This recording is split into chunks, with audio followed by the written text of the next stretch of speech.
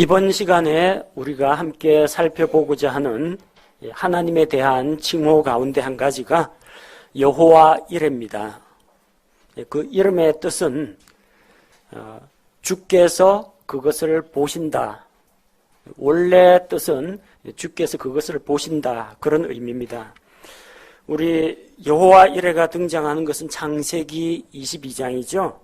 창세기 22장 14절에 보니까 아브라함이 그곳의 이름을 여호와 이레라 하였으므로 이날까지 사람들이 이르기를 주의 산에서 그것을 보리라 하느니라.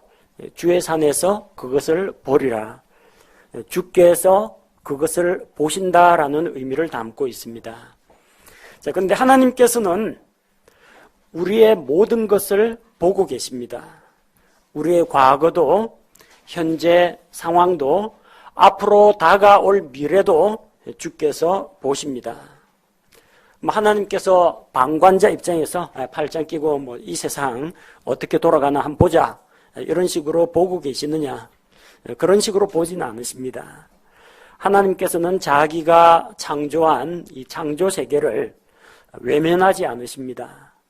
사람들 한 사람 한 사람을 지켜보고 계시고 또 그들 앞에 어떤 일들이 닥칠지도 미리 내다보고 계십니다. 하나님은 시간을 초월해서 모든 것을 아시는 분입니다. 하나님께서 보십니다. 하나님께서는 앞날을 미리 내다보십니다. 하나님께서 미리 보신다. 미리라는 말을 영어에서는 프로라고 그러죠. 뭐뭐 앞에, 앞서서, 보다, 비전, 비디오 보는 겁니다. 두 가지 단어가 합쳐지면 프로바이드가 되죠. 미리 아시기 때문에 공급하십니다. 우리가 흔히 여호와 이레라 이야기할 때는 때마침 뭐가 필요했는데 딱 맞게 하나님께서 준비하고 계셨다가 채워주실 때 그때 여호와 이레의 하나님 그렇게들 많이 부릅니다. 그래서 일반적으로는 미리 준비하시는 하나님, 우리에게 필요한 것을 공급해 주시는 하나님, 그런 의미로 많이 사용되는데 원래 의미는 주께서 보신다는 겁니다.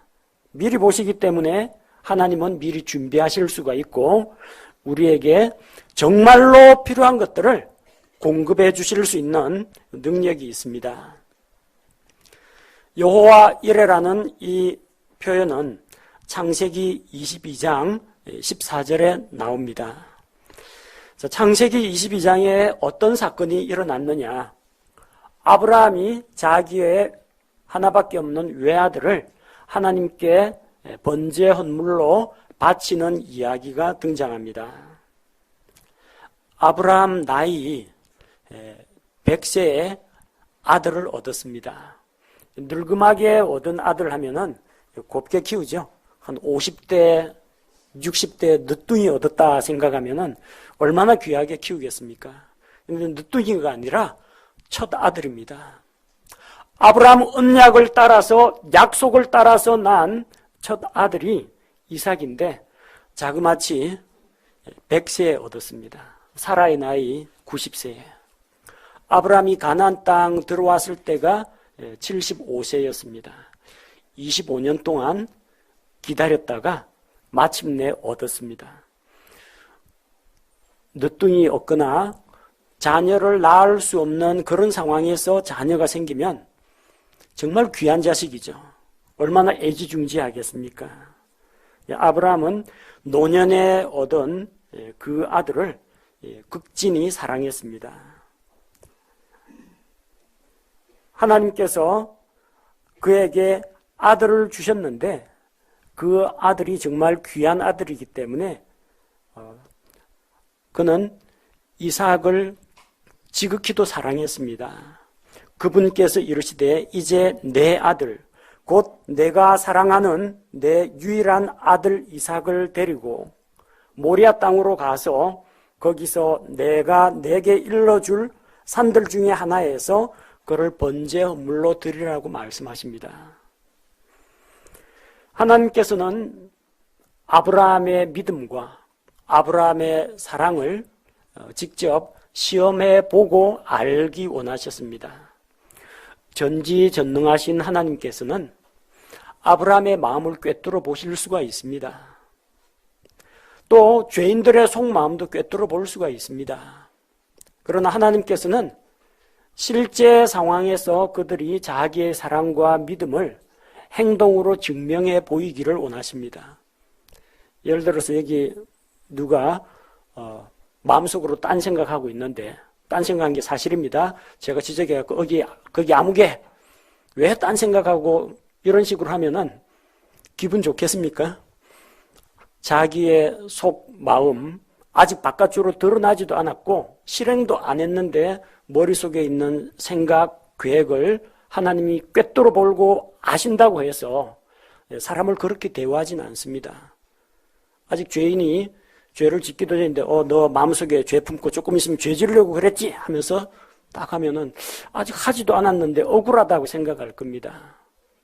왜? 자기는 얼마든지 뜻을 돌이킬 거라고 자기 자신을 믿기 때문에. 아브라함이 하나님을 사랑한 거 하나님이 모르는 거 아닙니다. 마음의 중심을 꿰뚫어 보시고 앞으로 일이 어떻게 흘러갈지도 알고 계십니다. 그런데 아브라함에게 어려운 과제를 주셨습니다. 정말로 하나님을 사랑하느냐 아니면 너 말년에 얻은 그 아들 이삭을 사랑하느냐 증명해 보이기를 원했습니다. 그래서 하나님께서는 아브라함의 믿음을 시험하고자 하셨습니다. 창세기 22장 1절에서 하나님께서 아브라함을 시험하시려고, 우리 시험을 보면은 점수가 나오죠. 이번에 수능 시험 본 사람들 성적이 쭉 나옵니다. 합격하고 불합격이 그 점수를 가지고 가르게 됩니다. 하나님 앞에서 나의 믿음이 어느 정도, 나의 사랑이 어느 정도인지 드러내 보여야 합니다. 그래서 자기 스스로가 내 수준이 이 정도까지구나, 내 믿음은 이 정도까지 와 있구나, 객관적으로 드러내 보일 수가 있습니다. 그래서 하나님께서는 외아들 이삭을 번제 헌물로 드리라고 하셨습니다. 아브라함은 하나님의 말씀을 따라서 아들 이삭을 데리고 하나님께 경배하러 갔습니다. 하나님께서 약속하신 모리아 산으로 가서 그를 번제로 드리려고 했습니다. 창세기 22장 7절에서 8절을 보니까 이삭이 자기 아버지 아브라함에게 이야기합니다. 이삭은 번제물에 쓸 그 나무를 짊어지고 있습니다. 또 아브라함은 불과 칼을 손에 들고 가고 있습니다. 한 가지가 빠졌죠. 하나님께 희생물을 드리는데 희생물이 어디 있느냐는 겁니다. 그래서 아버지에게 질문을 합니다. 네, 아버지여, 불과 나무를 보시거니와 번제 헌물로 쓸 어린 양은 어디 있나이까?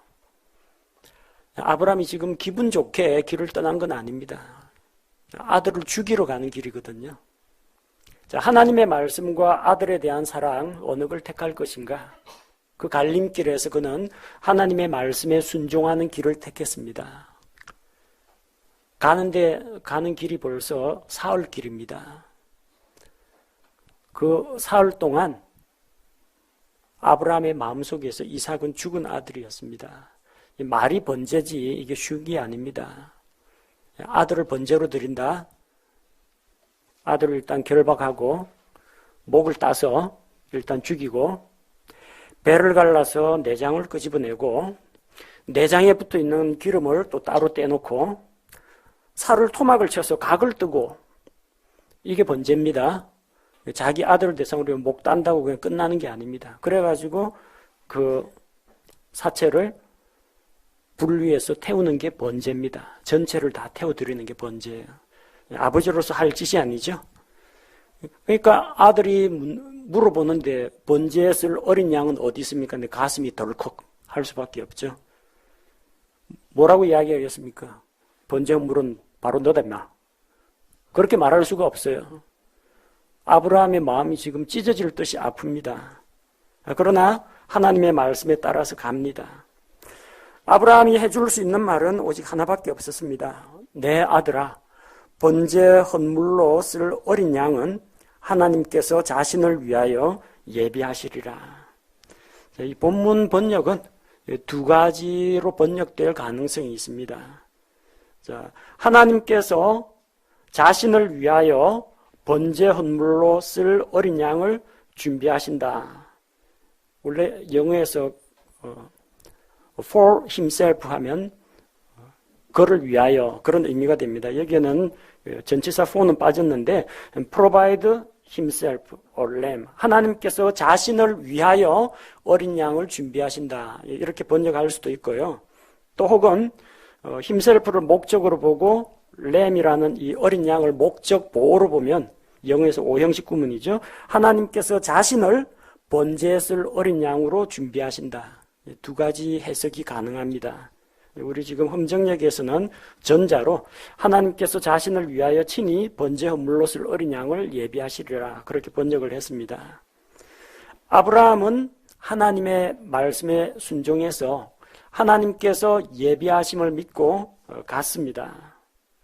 그리고 아들을 잡는 신용만 한 것이 아니라 진짜 칼을 잡고 자기 아들을 죽이려고 했습니다. 자기 손을 내밀어 칼을 잡고 자기 아들을 죽이려고 하니까 하늘로부터 주의 천사가 아브라함을 말립니다. 아브라함아, 아브라함아, 다급하게 두 번이나 연이어서 부릅니다. 그리고 천사가 말합니다. 내 손을 그 아이에게 대지 말라. 너는 아무 일도 그에게 하지 말라. 내가 내 아들, 곧 내 유일한 아들을 내게 아끼지 아니하였으므로 내가 하나님을 두려워하는 줄 내가 이제 아노라. 그의 믿음이 하나님의 시험을 통과했다는 이야기입니다. 그래서 주께서는 그 아브라함을 위해서, 지금 아들이 죽어야 하거든요. 외아들 이삭이 죽어야 하는데 그 이삭 대신에 하나님께서는 뿔이 덤불에 걸린 순양 한 마리를 예비하셨습니다. 준비하셨습니다. 창세기 22장 13절에 보니까 뿔이 덤불에 걸린 순양 한 마리가 자기 뒤에 있으므로 아브라함이 가서 그 순양을 가져다가 자기 아들을 대신하여 번제 헌물로 드렸더라. 대신해서 번제 헌물로 순양을 드렸습니다. 때마침 하나님께서 희생물로 쓸 제물을 준비해 주셨다는 겁니다. 누구를 위해서요? 아브라함과 이삭을 위해서 예비해 주셨습니다. 이삭을 대신하여 죽을 희생물을 준비해 주신 것입니다. 자, 그래서 이걸 보면은 아브라함이 이삭에게 이야기한 하나님께서 번제에 쓸 어린 양을 준비하신다, 이것은 먼 미래에 대한 예언이라고 볼 수가 있습니다. 우리 하나님께서 번제에 쓸 어린 양을 준비하신다 할 때 그 어린 양은 램이라고 되어 있습니다. LAMB라고 되어 있죠. 근데 실제로 하나님은 뭘 준비했습니까? 램이라는 걸 준비한 게 아니라 램을 준비했습니다. 뿔이 덤불에 걸린 순양, 순양은 램입니다. 하나님께서 어린 양을 준비한 게 아니라 순양을 예비했습니다. 자, 그러면 앞서 아브라함이 이삭에게 이야기한 것은 앞으로 일어날 순양을 염두에 두고 한 건 아닙니다. 세상 죄를 제거하기 위해서 하나님께서 자기 자신을 번제에 쓸 어린 양으로 예비하셨다는 겁니다.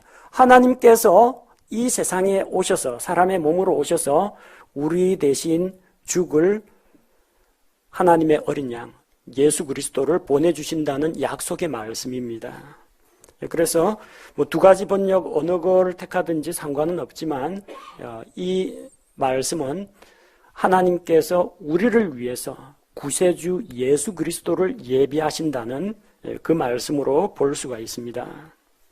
아브라함은 그곳의 이름을 여호와 이레라고 불렀습니다. 여호와 이레는 우리를 위해서 우리의 필요를 미리 내다보고 준비하시는 하나님에 대한 아브라함의 믿음의 고백인 동시에 바로 그런 하나님을 만났다는 것을 기념해서 그 곳의 이름을, 그 땅의 이름을 여호와 이레라고 불렀습니다. 여호와 이레는 지명입니다. 동시에 어떠한 하나님인가? 내가 믿는 하나님은 나의 필요를 미리 알고 미리 준비하시고 채워주시는 하나님이시다. 그런 믿음의 고백입니다. 그 여호와 이레의 하나님이 우리에게 어떻게 나타났습니까? 아브라함에게는 자기 아들 이삭을 대신하여 순양을 준비해 주시는 하나님으로 나타났습니다.